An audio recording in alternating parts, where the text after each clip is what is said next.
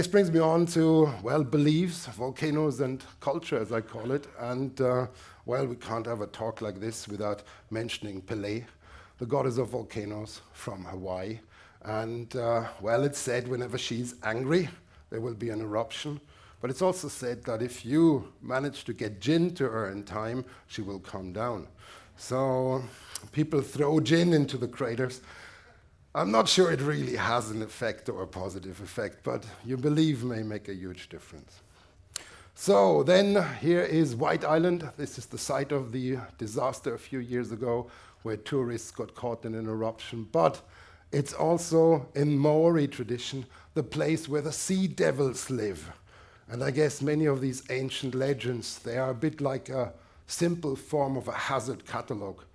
When people say sea devils live there, maybe it's not a safe place to go. I think that's the simple message.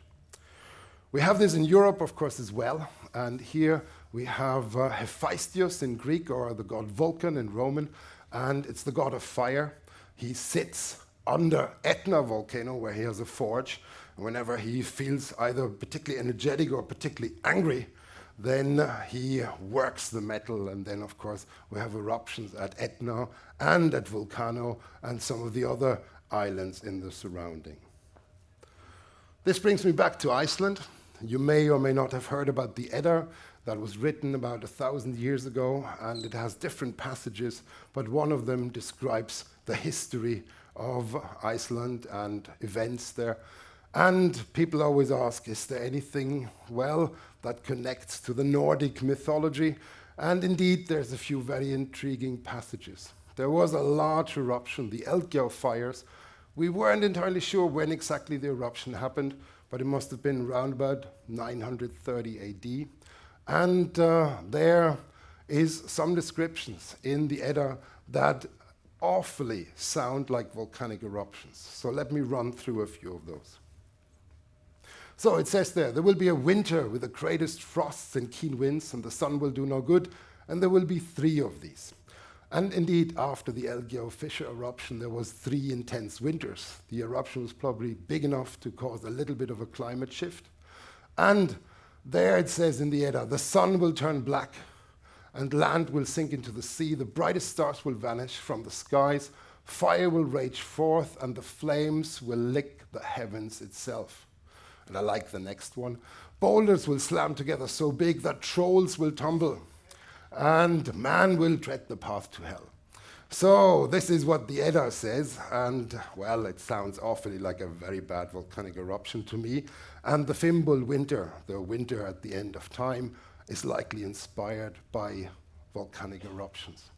And just in addition to that, the whole thing seems to actually help us with the timing as well, because there's an independent source from the Saxon Chronicles, and they say that when their famous King Heinrich was about to die, the fires or the mountains of the north started to spew fire, implying that the king was so important that even the forces of nature would respond to his demise.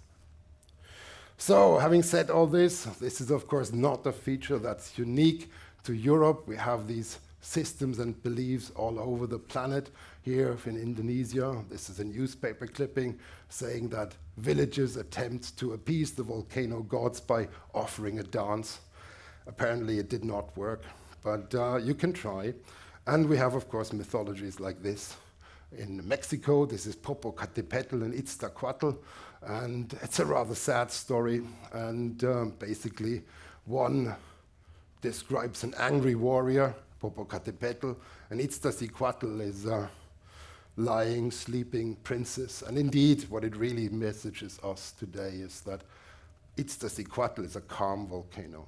Popocatépetl is not. It's a very serious volcano. It's the angry one.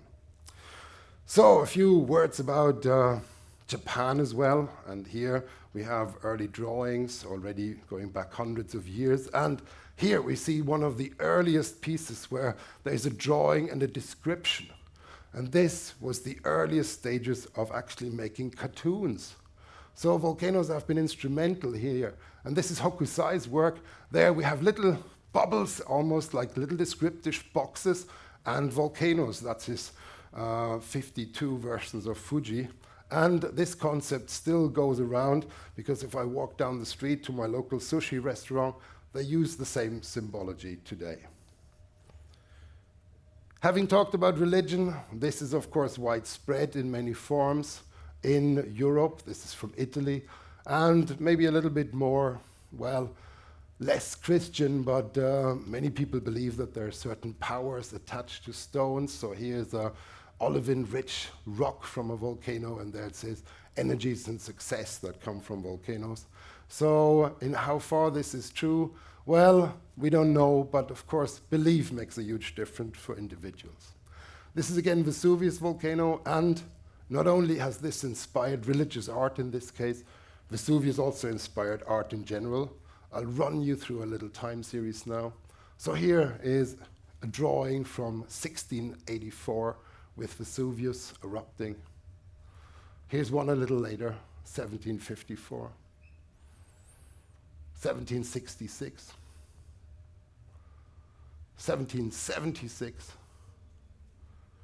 and this is yet later, 1787, and this actually happens to be the first recorded olive oil advertisement in the world. Now, not enough. Here we have one of the first photographs ever recorded, 1878, and this is also Vesuvius. So it's been inspiring art, and volcanoes have inspired not only paintings, but also, of course, literature, things, important works, like Jules Verne's Journey to the Center of the Earth.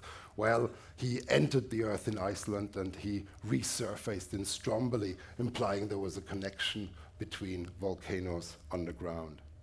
Now, today, we can watch volcanoes in all sorts of movies, and this was one of the most inspirational movies for me.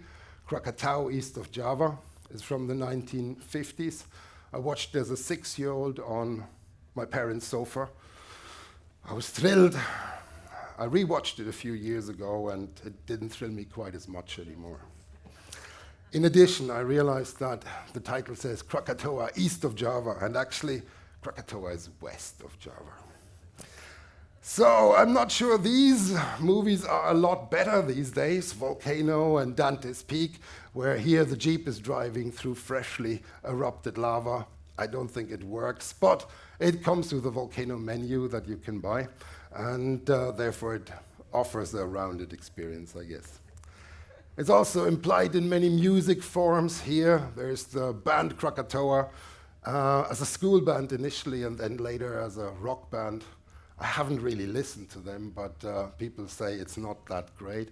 And then here there's a radio station from New Jersey, and they have a volcano in their logo, and they are implying that, of course, they provide a volcanic experience.